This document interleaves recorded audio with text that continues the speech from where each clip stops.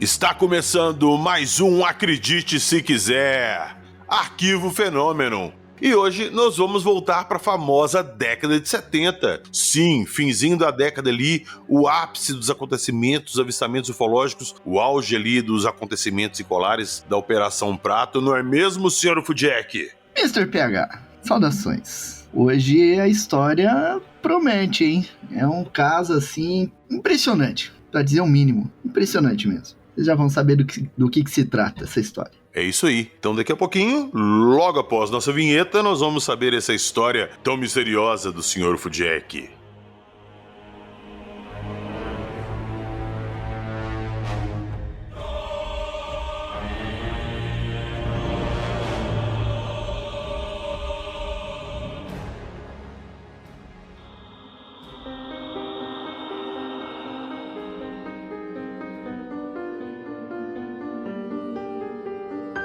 Intruders, magnetização, crop circles, hibridização, seres extraterrestres.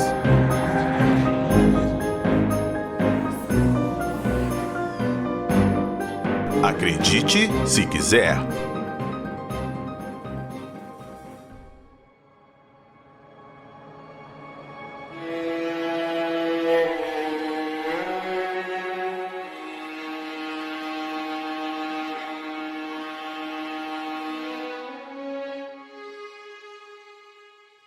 Ô Jackson, mas antes da gente entrar no nosso episódio aqui, a galera já viu o nome ali no card, mas tudo bem, vamos manter o mistério. Nós temos o relato de um ouvinte, do Fabrício Reis. E, cara, o relato dele, ele difere um pouquinho dos outros relatos que a gente já recebeu aqui, porque ele não viu só uma luzinha, ou uma coisinha voando, ou até mesmo alguma coisa que semelha uma nave. Enfim, vamos escutar o relato dele, daqui a pouquinho a gente volta e vocês vão me dar razão nisso que eu tô falando.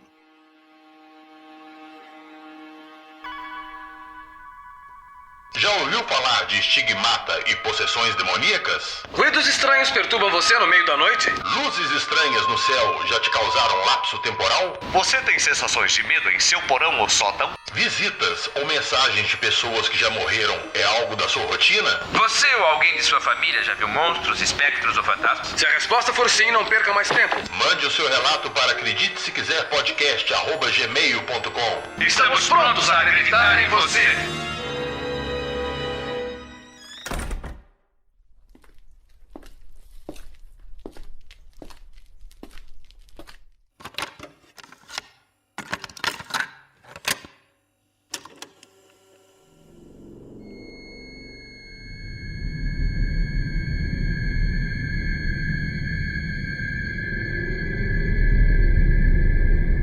Olá, PH e o Fujack, agradeço muito a oportunidade de poder compartilhar com vocês aqui um pouquinho de algumas histórias, né? Eu tenho várias histórias, mas tem duas especiais que normalmente eu não conto pra ninguém, mas que foram muito impactantes. A primeira foi de um avistamento muito intenso, não foi o único avistamento que eu tive, mas esse foi um que causou talvez mais consequências, que eu tinha na época por volta de 11 anos, 12 anos, por aí. Eu era bem jovem e foi um dia comum que de uma hora pra outra eu tava na rua, inclusive, tive uma certa inquietação, alguma coisa assim, alguma coisa me chamou a atenção. E eu percebi que o céu, ele estava esquisito. É como se a cor tivesse estranha, sabe? Então, sabe aquela cor de céu de final de tarde que é meio alaranjado, meio avermelhado? Então, tava mais ou menos aquela cor ali, uma coisa meio lilás, assim. E tava estranhamente nublado, tinha muitas nuvens. Então, tinha um grande cluster de nuvem, muito grande, que aquilo chamou muito a minha atenção, porque era esquisito, eu não sei explicar. E aí eu comecei a perceber uma silhueta por trás dessa nuvem gigante, né, desse cluster. E aí eu fiquei observando tal, e aí parecia que eu tava vendo uma cidade, porque dava pra ver a silhueta de prédios, de construções, assim, por trás dessa nuvem. E eu achei aquilo muito esquisito e fiquei olhando tal, até que eu comecei a perceber que essa nuvem estava começando a se rarear, e aí deu para perceber mais ou menos o que estava por trás das nuvens. E aí eu vi eu poderia conceituar como se fosse uma cidadela voadora, né? Então era uma espaçonave gigantesca, né? Um vessel gigante e que tinha como se fosse uma grande cidade em cima, com prédios e construções, viajando bem devagarzinho. Então ela saiu de por detrás das nuvens, eu consegui ver essa cidadela, as estruturas e tal, eram de cores muito escuras, assim, não tinha nada de luz, nada do tipo, assim, não, era só grandes construções, mas tudo assim, muitos materiais escuros e sem luminosidades. E aí eu consegui ver, então, essa superfície com a estava a cidadela, que era como se fosse tipo uma arraia muito grande, né, uma construção em forma de arraia, e no final fazia um formato tipo de um triângulo, meio curvadinho assim, que tinha diversas turbinas, só que dessas turbinas não saía nada, né, como se tivesse desligado. Então eu via essa mega estrutura saindo por detrás das nuvens, passando bem devagarzinho, e aí com o tempo ela foi meio que esmoecendo, assim, como se fosse tipo ficando transparente e tal, até que as nuvens voltaram. Nesse caminho eu percebi que por baixo dessa grande arraia ela ia soltando, né, esses vapores, né, essa fumaça talvez ali para fazer um cobrimento, alguma coisa do tipo. Então ela foi se esmoecendo até chegar ao ponto de sumir. E aí eu vi que a cor do céu meio que voltou ao normal, assim, né, a cor de fim de tarde normal. E o que eu achei muito estranho na época, porque ninguém percebia, né, parece que as pessoas, só eu tava vendo aquilo, e eu me senti destacado, assim, porque eu tentei interagir com as pessoas, chamar atenção, tal, ninguém prestou atenção, ninguém interagiu comigo, e até porque eram pessoas estranhas na rua, né, então não julgo muito, mas é isso. Então foi uma coisa que eu vi que por mais que fosse uma coisa gigantesca, colossal, ninguém percebeu, e foi uma coisa muito rápida, assim, né, essa transição dela aparecer, esmoecer, ficando transparente, e aí desaparecer de novo meio as nuvens e sumir. E aí esse foi uma primeira situação que não sei se tem relação, mas que na mesma época, como faz muito tempo eu não consigo lembrar assim mais ou menos o lapso de tempo entre esse primeiro avistamento e a primeira ocorrência,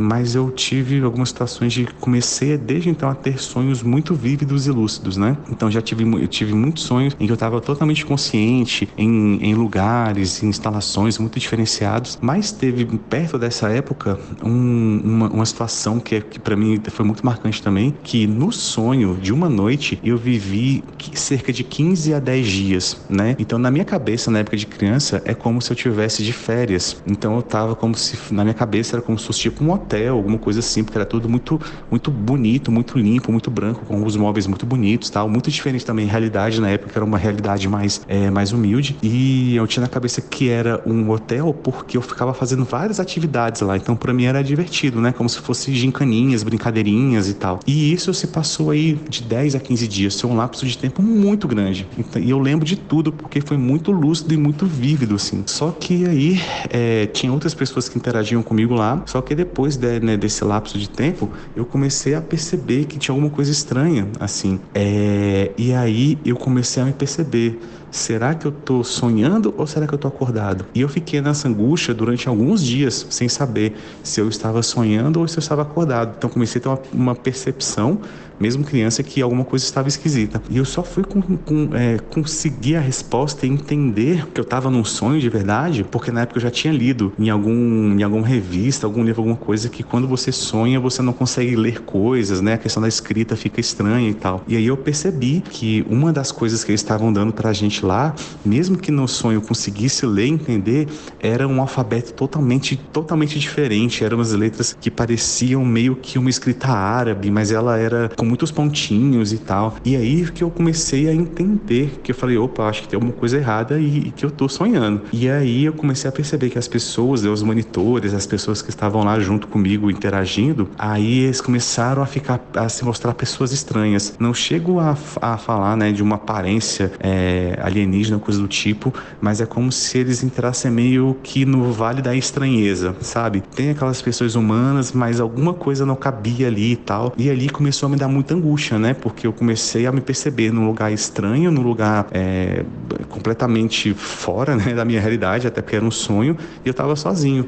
E aí, nesse crescimento de angústia, eu acabei acordando. Então, tipo assim, em uma questão de uma noite, eu tive uma experiência aí de 15 dias. E desde então, nessa época, eu sempre tenho sonhos muito vívidos e muito lúcidos. Por mais que eu não lembre do sonho todo quando acordo, mas eu sempre tenho essa percepção, essa consciência de que eu estava no controle, eu estava consciente, eu lembro de lapsos e tal. Sempre nessa questão, vivendo em lugares fantásticos, em ambientes fantásticos, inclusive em outro, como se fosse outros planetas, assim, né, com uma fauna e flora exótica e tal. Então, desde então, eu tenho essa experiência desde esse primeiro avistamento da cidadela voadora.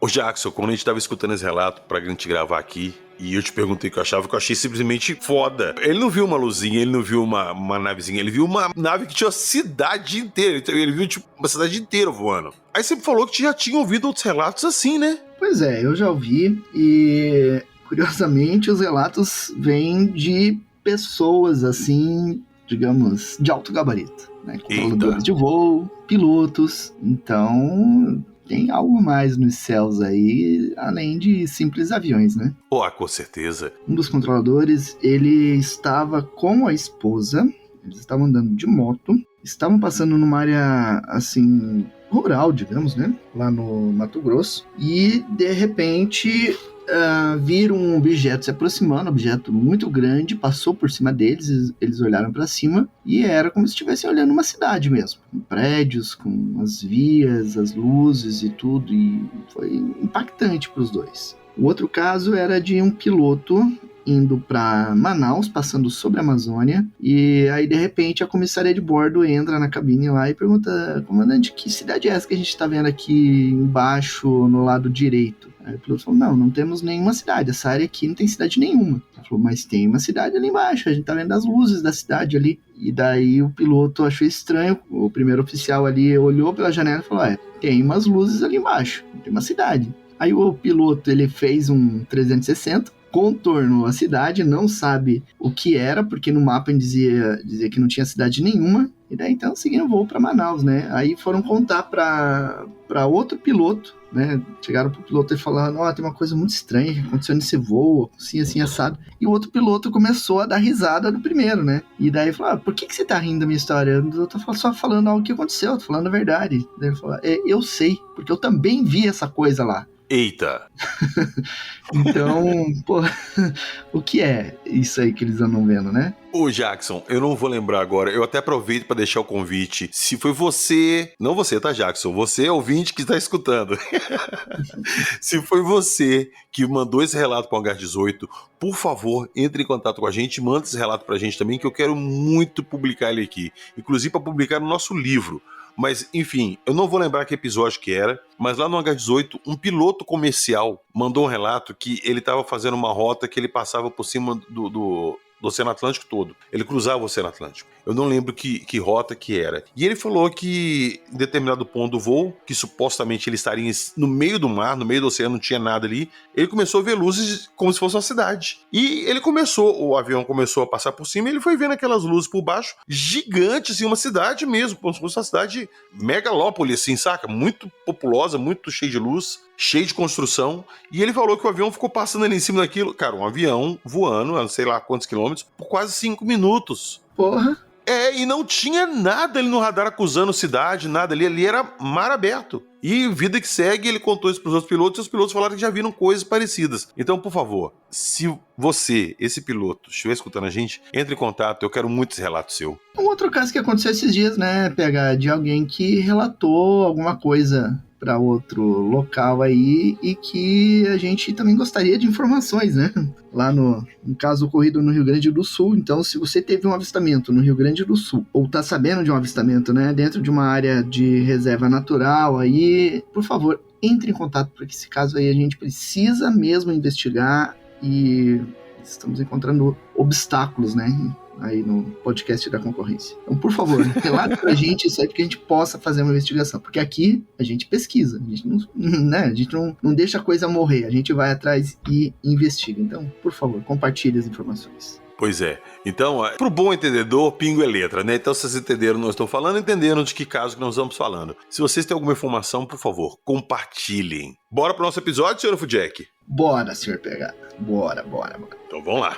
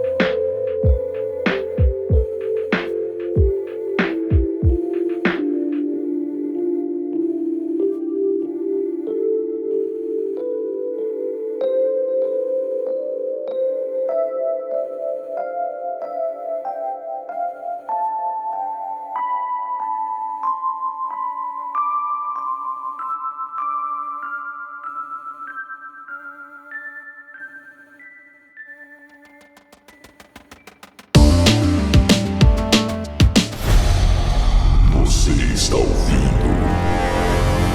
Acredite, se quiser.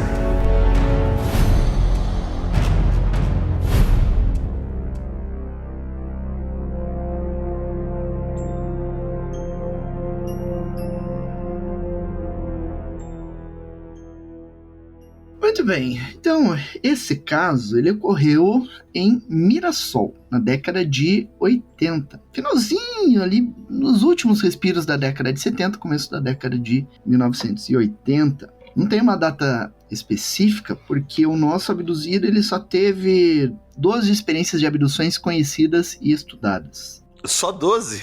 Só 12.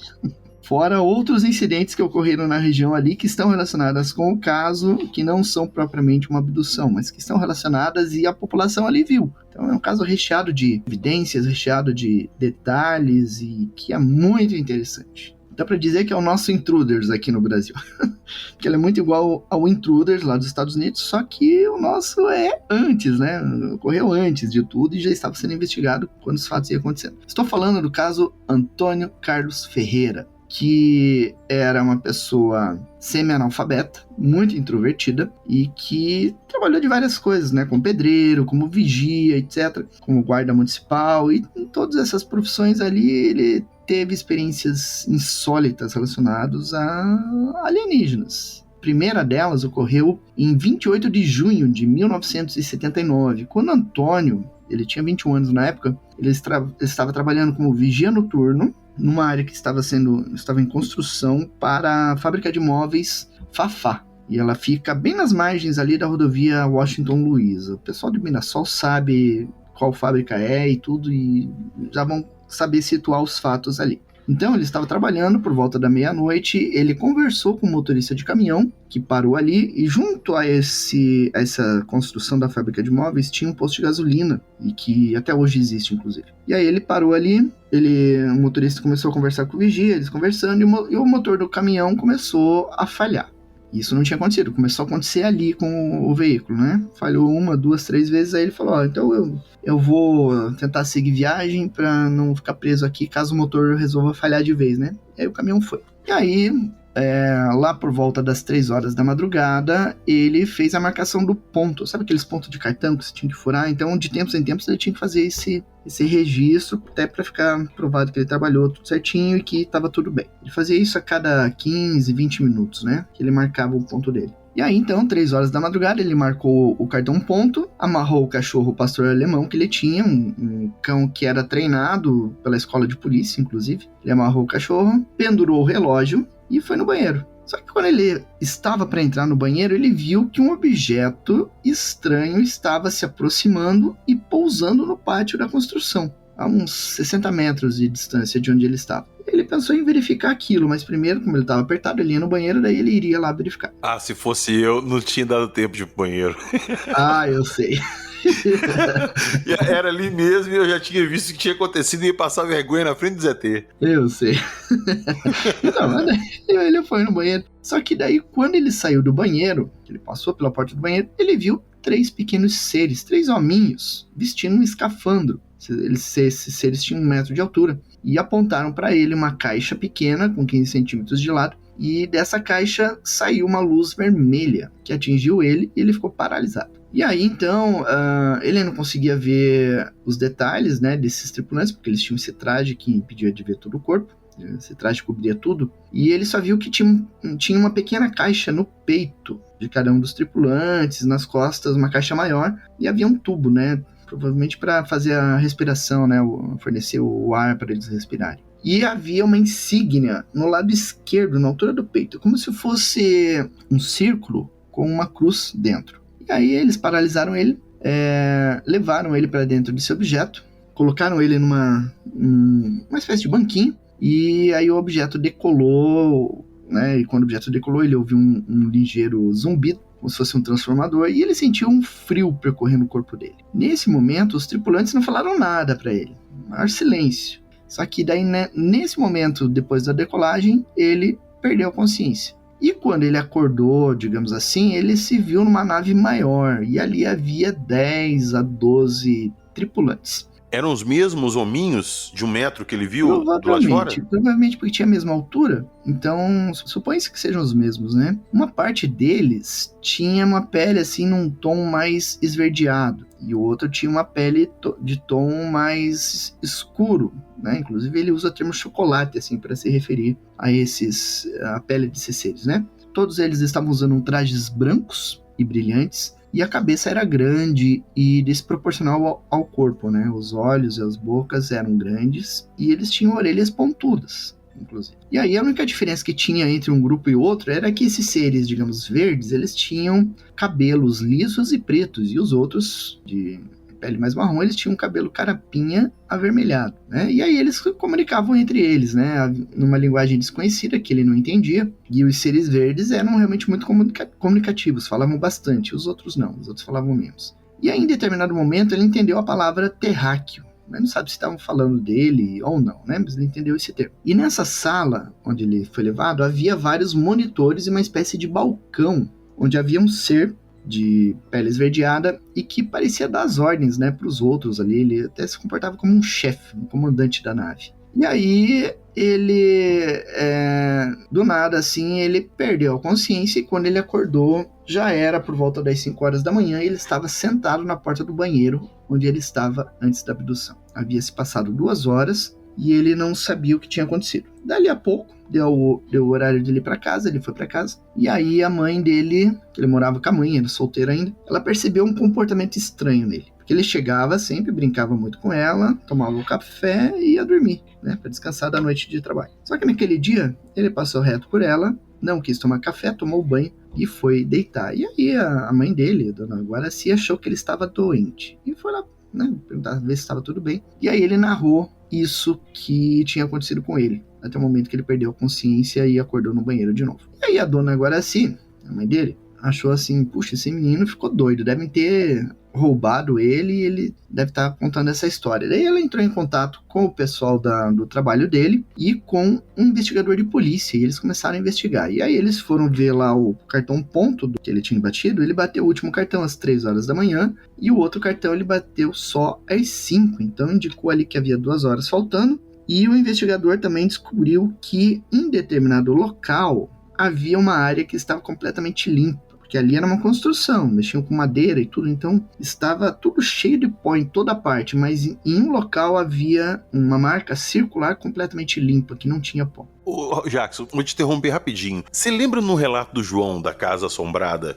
Uhum. que ele contou que ele teve um avistamento ufológico também na construção e que o objeto deixou uma marca circular também que não molhou? Uhum, exatamente. Engraçado ver essas similaridades, né, dos relatos, né? Sim, outras cara, eu adoro similaridades isso. que você vai perceber, inclusive, no relato dele. E aí, então, esse investigador, ele analisou essa marca, mediu e tudo, e a dona Guaraci pegou as roupas do Antônio pra lavar, né? E aí ela percebeu que o paletó que ele usava estava rasgado, as cuecas dele estavam rasgadas em tiras, e no corpo dele haviam manchas escuras. E havia uma marca de queimadura também no braço esquerdo, e um sinal de picada. Sabe quando você aplica uma injeção, fica aquele buraquinho da injeção? Ele tinha um buraquinho daquele na veia, no braço direito. E aí, o cachorro também, que estava trabalhando com ele naquele dia, ele deixou de comer, ficou, mudou o comportamento dele e não queria se aproximar do local onde as coisas tinham acontecido. Demonstrava muito medo. E aí, então, avisaram os ufólogos. Havia um ufólogo chamado Neymatiel Pires na cidade, e ele começou a investigar a história, né? Porque tinha esse componente ufológico envolvido. E ele foi com um medidor de magnetismo.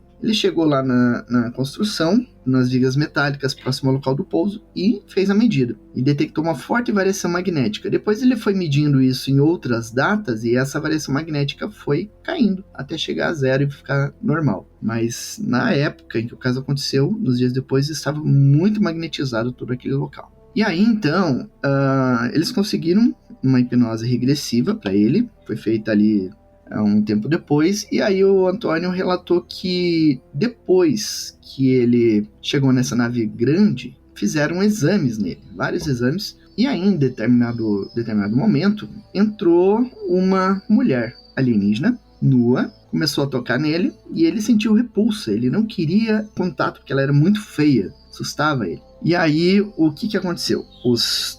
Ele estava com as roupas ainda, e os alienígenas chegaram e fizeram ele cheirar alguma coisa. Ele começou a se sentir fraco. E se sentindo fraco, eles conseguiram tirar as roupas dele, injetaram alguma coisa no braço dele, de modo que daí ele ficou paralisado, e fez aquela marca que descobriram depois, né? E aí, passaram uma espécie de óleo no corpo dele, e aí a alienígena se aproveitou dele, né? Ele foi abusado sexualmente ali, digamos assim. Agora, um detalhe. No caso do Antônio Vilas Boas, onde também houve uma relação sexual, antes da relação, os tripulantes da nave passaram um óleo no corpo do Antônio. Sim, eu ia comentar isso. Né? E agora fizeram nesse outro Antônio também. Passaram óleo no corpo dele e aí teve essa relação sexual. Será que seria tipo como é que eu posso dizer, uma parada pra esterilizar, tipo um iodo, quando você passa pra fazer uma cirurgia? Será que seria isso? Eu acredito sim nessa possibilidade, algo pra fazer uma espécie de limpeza, né?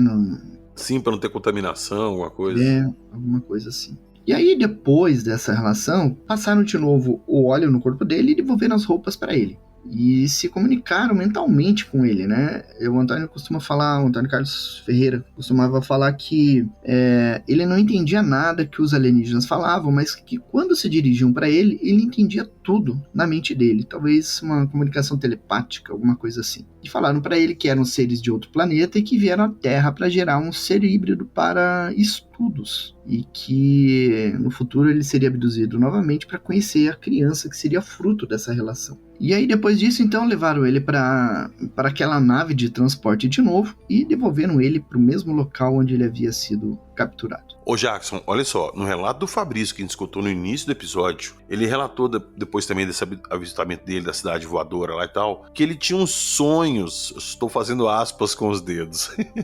recorrentes, que ele era levado para algum lugar e que parecia ser alguma coisa assim que ensinava alguma coisa para ele, tinha um alfabeto estranho em livros e interagia com outras crianças. A gente já viu relatos que os seres fazem esses híbridos, essas crianças híbridas, mas depois pegam crianças da Terra pra interagir com eles, pra eles terem essa convivência com crianças da Terra. Cara, como que as coisas coincidem, né, velho? Impressionante. Tem vários e vários casos. O caso Vanderlei é um exemplo, o caso da Cat Davis é um exemplo, da Beth Andreasson, da Suzy. Tem vários casos assim, e que a gente vai comentar no Crianças Cósmicas, que seria, digamos assim, entre aspas, a continuação desse podcast de hoje, né? Desse episódio Isso, de hoje. tipo a parte 2 mesmo.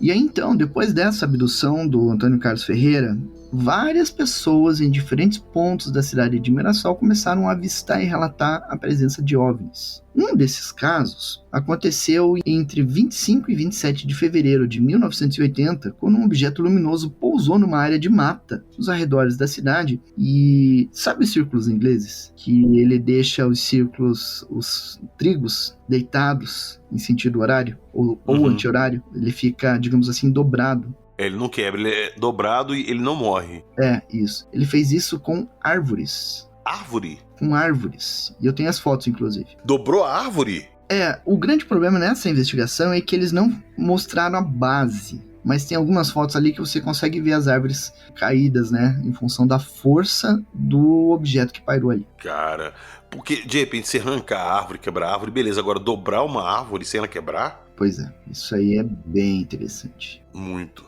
E aí, teve um outro episódio que aconteceu em 6 de agosto de 1982, quando várias pessoas observaram um OVNI sobrevoando a região de Mirassol, em 6 de agosto de 82. No dia seguinte, 7 de agosto, o Antônio Carlos Ferreira, ele acordou por volta das 4 horas da manhã, se arrumou e foi para o trabalho, como ele sempre fazia naquele período. Ele trabalhava como pedreiro na fábrica de móveis Monte Carlo, na extremidade noroeste da cidade, e também às margens da rodovia Washington Luiz. Então ele saiu, né, foi para esse trabalho, e aí quando ele estava passando na região dos viadutos ali, ele viu uma luz avermelhada que se aproximou e chegou a 10 metros dele. E ele viu que se tratava de um objeto sólido de 8 metros de diâmetro, e ele perdeu os sentidos. Ele acordou novamente por volta das 6h20, estava se sentindo muito tonto e resolveu então voltar para casa. E nesse caso também foi feita uma hipnose regressiva e que revelou que após ser apanhado, o Antônio foi levado à nave, né, de novo, foi levado a uma sala e pouco depois os tripulantes trouxeram a mesma mulher com a qual ele tinha se relacionado e essa mulher trazia uma criança e explicaram para ele que aquela criança era filho dele, fruto da relação ocorrida na primeira abdução. Então ali ele conheceu essa criança, né? E aí ocorreu um terceiro caso de abdução na noite de 30 para 31 de dezembro de 1982. Aliás, na verdade não é bem um caso de abdução, mas é um caso realmente muito interessante e intrigante porque teve vestígios físicos. Nessa data, a mãe do Antônio, ele já era casado nessa época, mas a mãe e os pais o pai do Antônio, os dois foram para Bahia. Então ele ficou na casa dos pais para cuidar da casa. E aí ele estava dormindo sozinho ali e acordou por volta das 2 horas da madrugada e viu que a casa inteira estava iluminada por uma luz verde. Ele se levantou, foi até a sala e olhou em direção à cozinha. E o que ele viu? Homenzinhos verdes. Não, ele viu a porta da cozinha aberta, escancarada. Essa porta dava para o quintal. Só que ele tinha fechado essa porta antes de ir dormir. Ele trancou a chave e ele achou isso muito estranho. E aí, antes dele ir lá fechar essa porta, ele ouviu barulhos no outro quarto. Não que ele estava dormindo, mas no outro quarto ele ouviu barulhos, ruídos vindo do quarto. Ele olhou em direção à porta do quarto e ele viu 3 seres semelhantes aos primeiros que ele tinha visto na abdução, né? Que pegaram ele na primeira abdução. Eu sabia que os bichinhos estavam lá.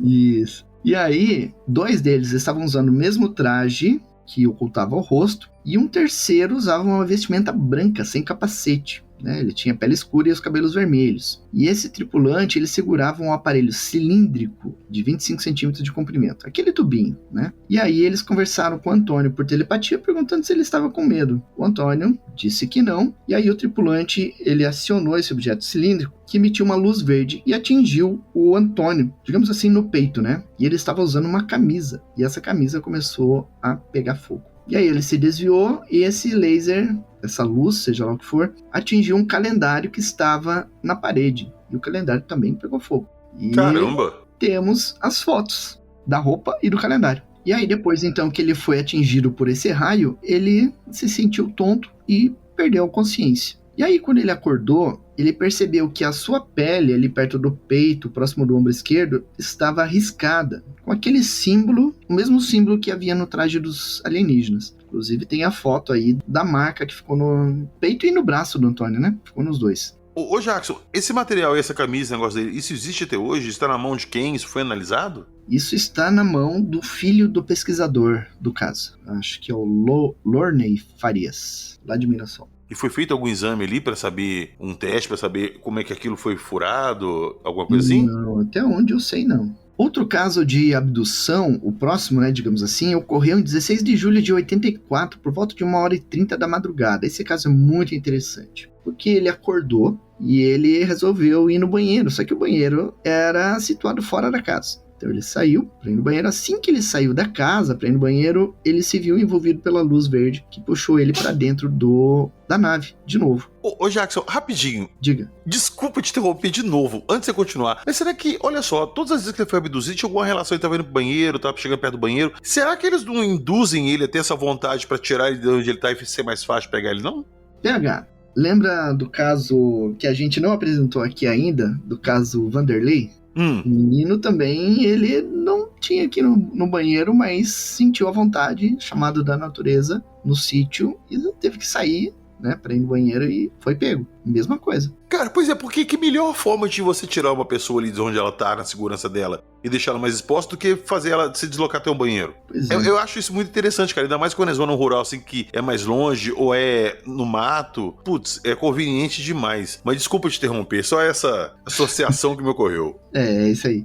E aí, então, nesse caso aí, ele foi abduzido. A abdução aconteceu por volta de 1h30 da madrugada. De manhã, por volta das 6 horas da manhã, a esposa dele, a Jandira, acordou e viu que ele não estava na cama. E aí, por volta das 8 horas da manhã, que encontraram ele desacordado atrás da casa. E ele não sabia o que tinha ocorrido nas 7 horas em que ele esteve desaparecido. Ele tinha de novo aquela marca de agulha no braço e marcas também na região do peito, né? E aí, pouco depois, conseguiram fazer uma hipnose com ele e ele relatou que nessa abdução ele encontrou os seres de novo, esses seres esverdeados e de cor de chocolate, e que ele foi levado para uma nave maior e nessa abdução ele viu seres de pele clara, com aparência humana, e que eram muito semelhantes entre si. Eles tinham cabelos compridos, louros, olhos grandes e azuis, e tinham 1,75 m. Estavam usando um macacão de cor branca, não tinham emblemas, e na região do pescoço, dos punhos e do tornozelo, isso era fixado por um tecido de cor azul, que deixava justo nessas regiões. E no cinturão havia um cinturão de cor verde, né? Deram um traje para ele, semelhante para ele vestir. Depois que ele vestiu, levaram ele para conhecer a nave. E ele viu então que estavam em uma espécie de base de operações. Teve um determinado momento que ele olhou em um canto e havia vários robôs que estavam desligados e colocados ali. E havia uma espécie de divã em um determinado local. Ele foi colocado ali e ali extraíram seu sangue. E depois disso levaram ele para caminhar pelo local. E aí havia um desses seres morenos, um dos esverdeados e um dos claros, né, acompanhando ele, um de cada. E aí nessa caminhada ele começou a ver, eles chegaram num local que era, digamos assim, mais aberto, e ele viu que o céu era escuro e que havia um horizonte e a Terra estava acima desse horizonte. Ele olhou para o chão e havia uma areia semelhante a talco, muito fino no solo, digamos assim. Haviam crateras, haviam montanhas brancas à distância. Ele falou também da temperatura e tudo, e haviam naves posicionadas ali. A descrição que ele deu é basicamente a mesma dos astronautas que pisaram na Lua. Eu ia perguntar isso agora, é que tem uma foto muito parecida assim, que pega a paisagem lunar com essas montanhas e tal, e a Terra no fundo, como se fosse um horizonte, assim. Será que ele estava na Lua? Provavelmente, pela descrição que ele deu, estava. Putz, nós falamos no outro episódio aí que eu falei que não tinha nada na Lua, foi na live da Loterrax. Foi na live. Pois é, cara. É muito interessante. Mas a Lua inteira foi mapeada e não tem nenhum local, apenas a menos que seja uma base camuflada. Aí sim. Uma base como eles fizeram lá na Área 51, que se confunde com a paisagem, né, na mesma cor da paisagem e tudo, e que olhando de fora você vê o que seriam rochas, né, e se você olha de dentro é como se estivesse olhando por uma janela, né, talvez seja algo assim, mas é estranho, né. Pela tecnologia seria possível fazer isso, né, uma tecnologia avançada. Ô Jackson, se eles estão num objeto gigante, eles simplesmente pousam lá e pronto, já tem essa vista. Sim, pois é. Mas é bem interessante esse detalhe. E aí então ele andou por ali em companhia dos tripulantes e depois eles chegaram num local onde havia uma rocha, e nessa rocha haviam inscrições em uma língua desconhecida, então ele não sabe dizer o que estava escrito. E daí depois, mais tarde, ele foi levado de volta para a nave.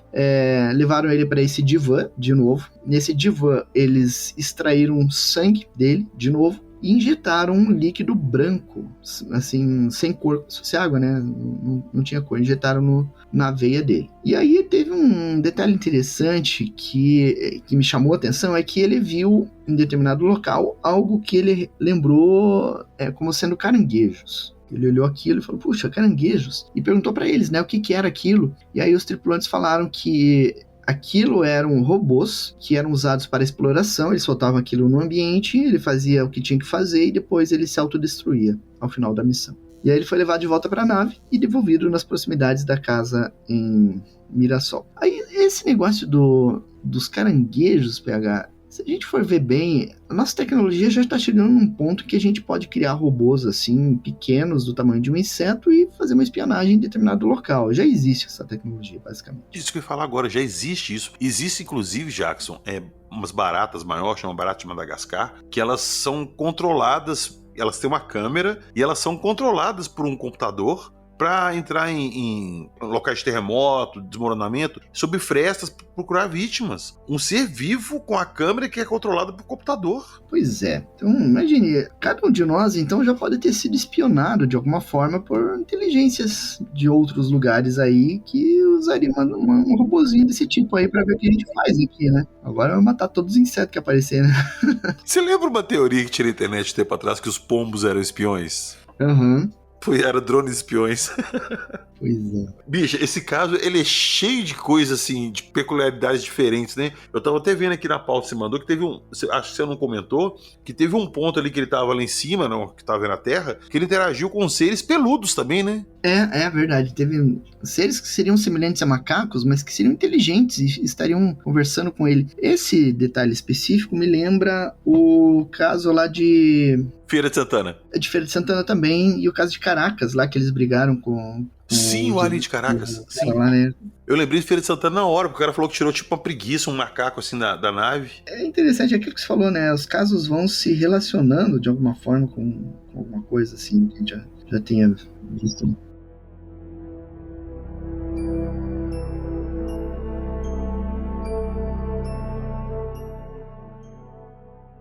E aí, então, depois desse líquido branco, ele foi devolvido, né, para casa dele. Só que poucos meses depois, de 4 para 5 de novembro de 1984, ele foi abduzido de novo. E aconteceu o mesmo processo. Ele foi levado para esse local de novo, viu as mesmas coisas e tudo, só que dessa vez ele passou por exames médicos, coisa que não tinha acontecido na abdução anterior. E ele voltou com marcas no corpo de novo e tudo, né? E aí, dias depois, em 6 de dezembro de 84, foi a vez da esposa do Antônio, a Jandira, a passar por uma experiência estranha. O Antônio estava na casa de um vizinho, conversando com o vizinho na porta, no portão da casa. Eles viram um objeto passando em direção à casa do Antônio. E aí, enquanto eles estavam conversando ali, aconteceu a experiência da Jandira. Ela estava assistindo televisão e, de repente, a televisão desligou sozinha. Ela pensou em levantar para ver o que tinha acontecido, porque naquela época não era controle remoto, né? Você tinha que levantar e ligar ou desligar a TV. E aí, então, ela levantou para ver se tinha queimado, alguma coisa assim, e ela viu um ser alto,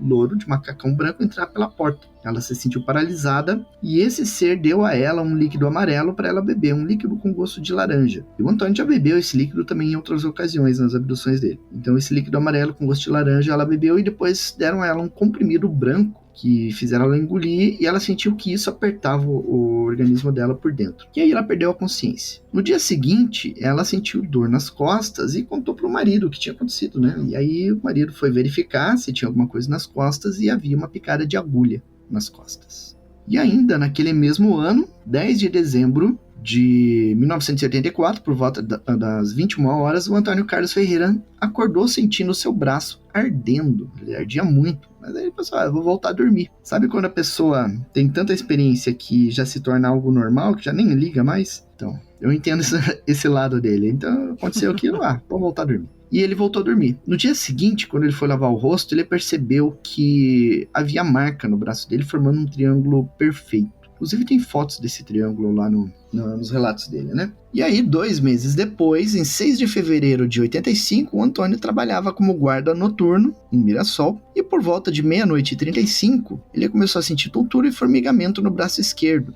Ele estava sentindo isso, e aí ele se encontrou com um guarda chamado José Benedito da Silva, bem na esquina da rua Rui Barbosa com Benjamin Constant, lá em Mirassol. E aí, eles seguiram a ronda, o Antônio seguiu o caminho dele, e ele viu uma luz verde no céu, e ali ocorreu uma nova abdução. Pouco depois, os outros guardas, que já estavam alertados, eles perceberam que o Antônio Carlos tinha sumido, e iniciaram uma operação de busca para tentar encontrar ele. E aí, então, eles iniciaram uma operação de busca, mas não encontraram ele em lugar nenhum. E aí, por volta das 4 horas da manhã, o guarda Fausto Elísio Pereira, ele entrou no quintal de uma delegacia regional agrícola que havia ali na região, e ele viu que as árvores do quintal começaram a se agitar de forma muito violenta, mas não tinha vento. O tempo estava muito parado, estava calmo, mas aquilo lá estava se agitando só em determinado local, não era todas as árvores, era só num local. E aí ele ficou assustado e correu para a rua. Quando ele chegou na rua, ele viu que tinha outros 3 guardas ali passando na região. Ele chamou os 3 para ver. E aí todos entraram ali no quintal de novo. E logo depois, então, encontraram o Antônio deitado de bruços com os braços estirados para frente. E aí tentaram acordar ele e não conseguiram. Ele estava com o corpo muito frio, a pulsação estava baixa e só conseguiram acordar ele por volta das 4h30. E aí levaram ele para a sede da guarda, né? E aí o superintendente lá ligou para o ufólogo, para o Ney Matiel Pires, e ele foi para lá para atender, né? E o Antônio daí foi para casa porque estava com dor na perna e tudo. Dias depois, em 21 de fevereiro, o Antônio estava de guarda na rua Miguel Alves da Costa e, de novo, ele foi envolvido pela luz verde, foi abduzido, perdeu os sentidos e depois foi encontrado pelo guarda Luiz Carlos pouco depois, né, na esquina da rua Miguel Alves da Costa com Fortunato Zanovello. E ali também ele estava com pulso fraco, batimento cardíaco fraco, respiração lenta, corpo rígido, e ele só 1 hora, 2 horas depois que ele começou a relaxar e conseguiu acordar e voltar ao normal, né? Então essas são as experiências dele. As experiências dele continuaram ainda até o falecimento dele. E curioso que na onda ufológica de 86, quando aconteceu o caso de maio de 86, também aconteceram casos ali em Mirassol, inclusive uma das abduções do Antônio Carlos Ferreira. Infelizmente, essas últimas aí, a gente não tem informações disponíveis na internet para saber o que aconteceu lá dentro da nave e tudo. Mas são abduções, né? Alguma coisa interessante realmente aconteceu ali. E pena que a gente não tem acesso a esses relatórios, né? Essas lembranças dele. Ô Jackson, quantas pessoas será que não passam por isso que ele passou e nunca relataram nada, nunca falaram nada? Pois é. Tem pessoas que nem sabem que viram nave, né? Até o momento da nave é apagado da memória, né? Tem outros que lembram da nave, outros que percebem, que sabem que tem um tempo perdido ali e que não sabe o que aconteceu, não sabe nem que é abduzido, mas tem outros que não querem explorar por algum motivo, né? São vários casos. Eu acho que muito mais pessoas passam por isso do que a gente imagina. As que a gente consegue notícia, que a gente fica sabendo, são as que deu algum problema lá na hora da abdução e tal, e elas têm memórias daquilo, têm flashes, e vão explorar, fazer regressão e acabam descobrindo. Mas eu acho que, assim, de uma forma geral, tem muito mais casos, mas são bem feitos que não deixam lembranças na pessoa. Pois é. Ele emenda, né? Ele faz uma emenda perfeita entre a lembrança de antes da abdução e a depois ali. Uma coisa se emenda na outra, às vezes a pessoa nem percebe que teve uma experiência ali, né? Ela tem que prestar muita atenção aos detalhes para perceber que algo estranho aconteceu, né? Às vezes, para uma pessoa que não é nem ligada nesse tipo de assunto, passa batido, ela não faz relação nenhuma. Apareceu uma marquinha, aí eu tive um sonho e vida que segue. Mas quando a pessoa tem um pouquinho de conhecimento, ela começa a linkar as coisas, ligar uma coisa com a outra, aí o problema aparece. Ou às vezes interpreta de uma forma religiosa, né? Pode ser também. Esse caso é muito interessante, cara. Muito interessante. É tipo, igual você falou mesmo, é o Intruders brasileiro. Tem muita semelhança com Intruders, né? Muita mesmo. Você está ouvindo Acredite Se Quiser.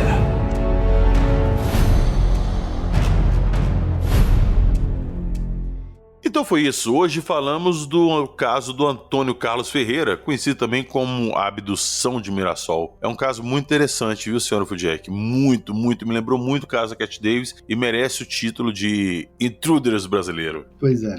E, senhor Fujack, se o pessoal quiser mais informação desse caso, tem alguma coisa lá no Fenômeno? Tem no canal e tem no portal. Inclusive no portal a gente está expandindo o artigo que já tem lá, colocando todas essas informações aí e algumas adicionais. E as imagens também. Aí, tá vendo? As imagens eu vou deixar algumas no Instagram pra vocês, mas quem quiser mais completinho, corre lá no Fenômeno, eu vou deixar o link na descrição do episódio e já aproveito pra... É a deixa perfeita. Aproveito já para fazer o merchan, porque vocês gostam desses casos, vocês vão lá no Fenômeno pesquisar esses assuntos, então ajudem a manter esse acervo no ar, colaborem lá com a vaquinha do Fenômeno, dê uma moral lá pra gente poder migrar o servidor antigo para um novo com mais capacidade, porque lá não cabe mais nada. O Jackson fica socando documento lá todo santo dia, uma hora esgota o armazenamento. Então a gente está precisando trocar para o maior, porque já está começando a dar gargalo no site. Então quem puder dar uma moral, vou deixar o link na descrição do episódio também.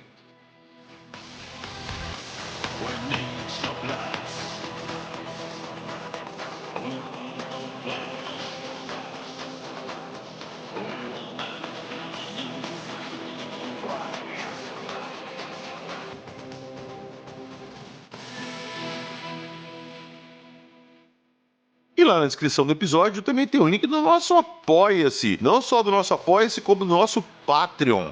Sim, tem os dois links e eu vou explicar a diferença. Dá os mesmos benefícios praticamente. Tem os nossos episódios inéditos. Nós temos ali episódios agora só para os nossos apoiadores ou para os nossos patrões. Mas quando você entra pelo Patreon, você pode escutar diretamente pelo Spotify. Lá tem uma aba de episódios pagos. Então quando você entra pelo Patreon, você tem acesso a esses episódios. E não precisa escutar por um aplicativo à parte, igual é o caso do Apoia-se. Então fica a dica aí, entre lá, dê uma força pra gente. E quando vocês entrarem, já entra no nosso grupo do WhatsApp. Entrou no Apoia-se, a primeira postagem lá é o link do nosso grupo do WhatsApp. Entra lá e vem trocar uma ideia com a gente. E lá também tem o link da nossa loja, skinwalker.com.br, Skinwalker com Y. Camisas, canecas, bandeiras, livros, ETs do pote, esculturas. Dê uma olhadinha lá, tem muita coisa interessante. Lembrando que nós estamos fazendo uma rifa da Sculpt Art, tá? Dos ETs do pote. Então quem quiser aí concorrer a um ET no pote, vão ser 2 ETs sorteados. São 100 números, R$10 cada número. Eu vou deixar o link na descrição do episódio.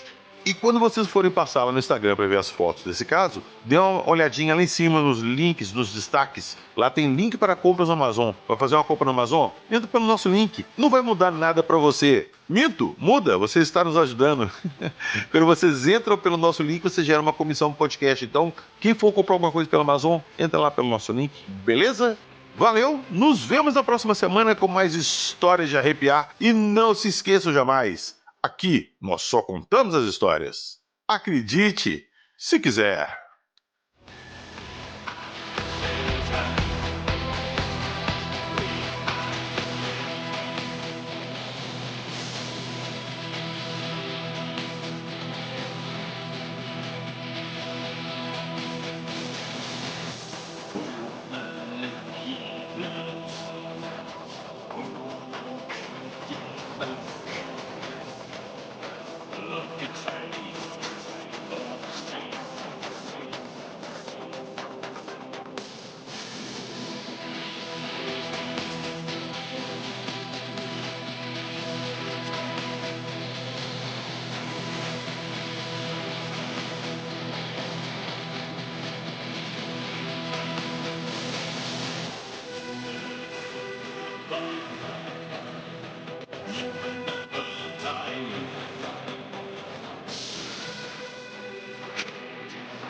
My